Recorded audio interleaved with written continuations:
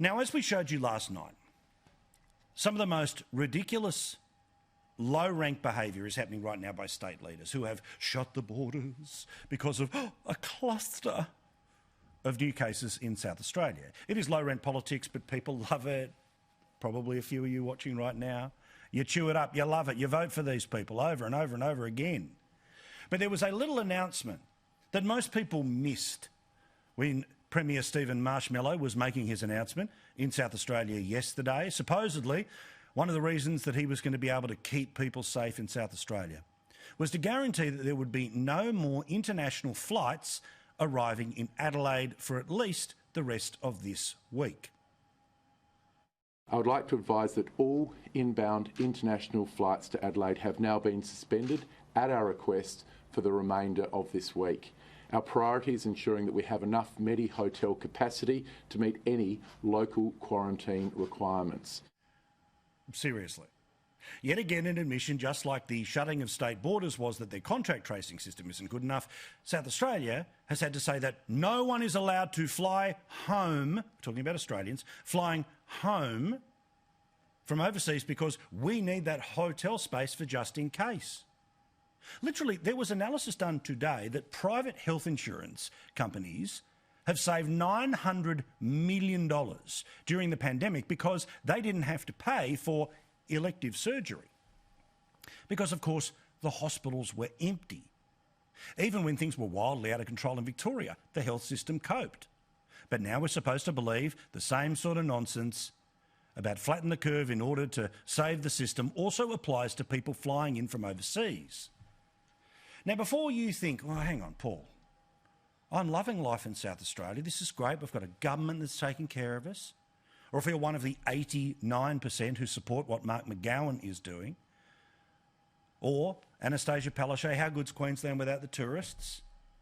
Think about this if it was your family.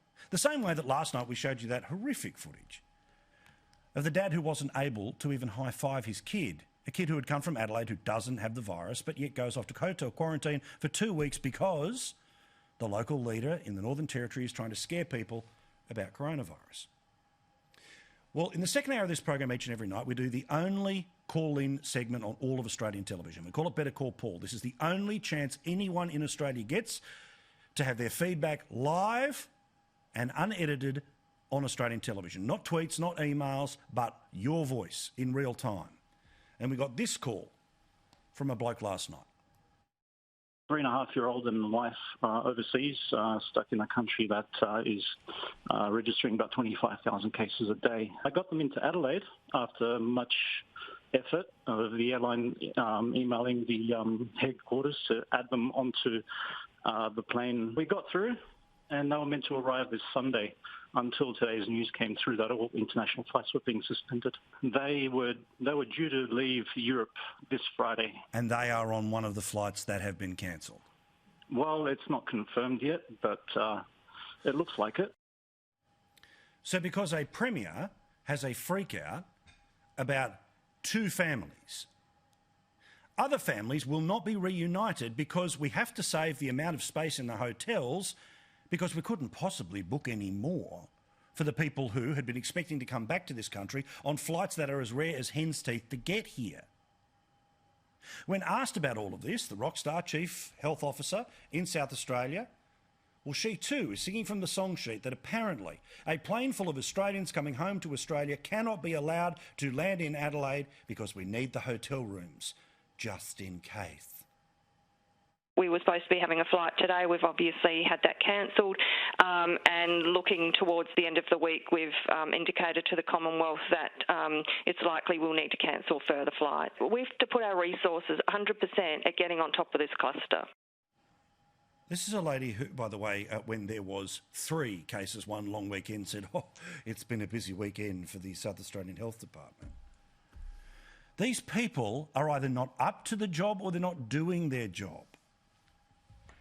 So we rang around today and we got the run from the South Australian government, parts of the federal government, to work out, are these flights that are still due to come to Australia going to land in Australia but just land somewhere else other than Adelaide?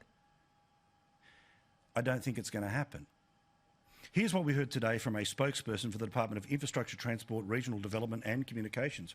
Oh, what a title. Passengers scheduled to fly to Adelaide should contact their airlines as soon as possible regarding the status of their bookings and options in relation to changes to their flights. Seriously? So one state has decided that out of a panic, because apparently there's not enough hotel rooms, and that's bullshit, because the health system needs to be 100% focused on getting on top of 2 families, that these people won't be able to land in Australia. Remember, I'm talking about your fellow Australians. We're not talking about people coming here on holidays. We're talking about families like the one that you heard about before. People that are in Europe where the cases are in the thousands per day, not a couple of dozen.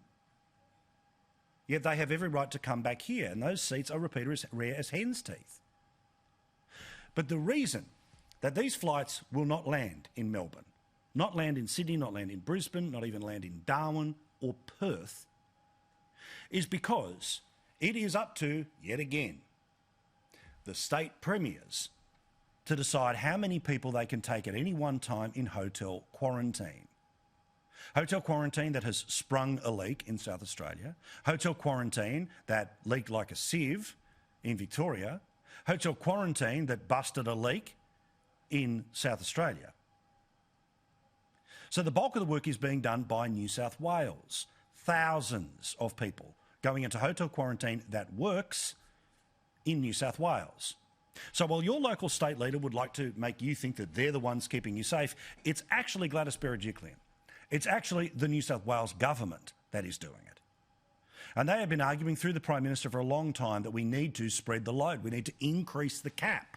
We need to make sure that more Australians can come home as soon as possible.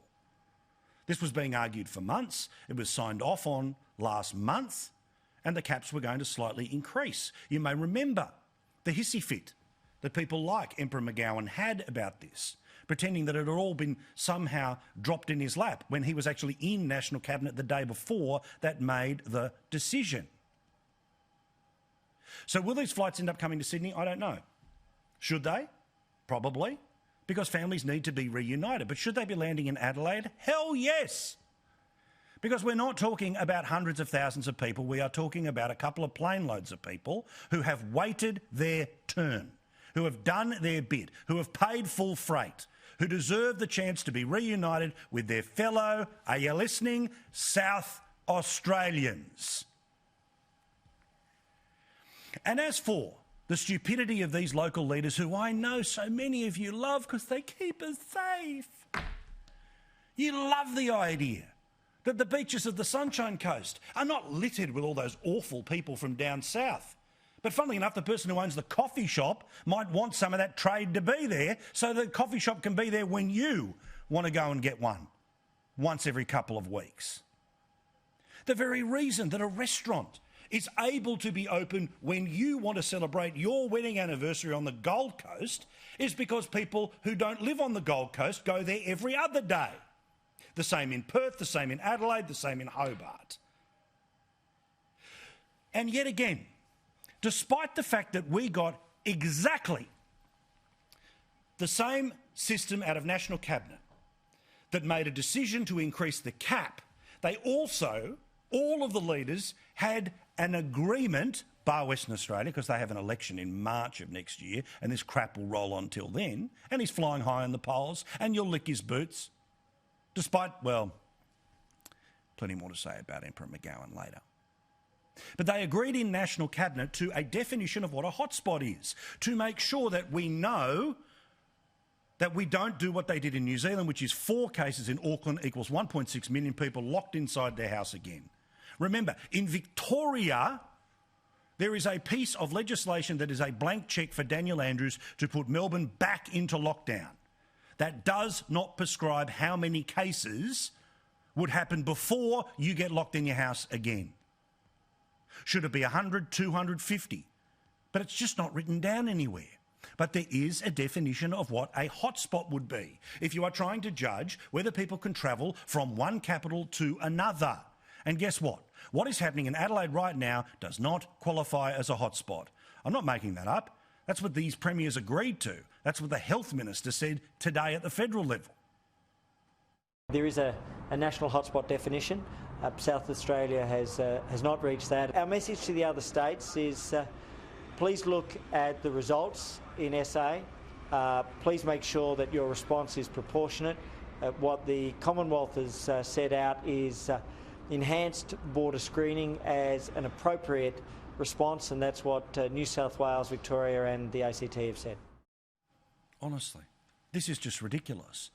But again, the overreaction from the premiers, who love the idea of how good's WA without the tourists, but will still need a Medicare card paid for by the rest of the country to make sure that if you want to go to hospital, you can do it.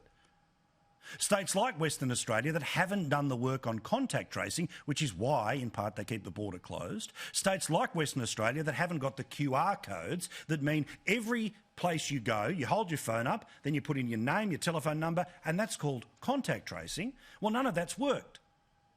He doesn't have that system in Western Australia because his plan was lock the gate, keep the welfare, lock up the FIFO workers who haven't seen their families since February.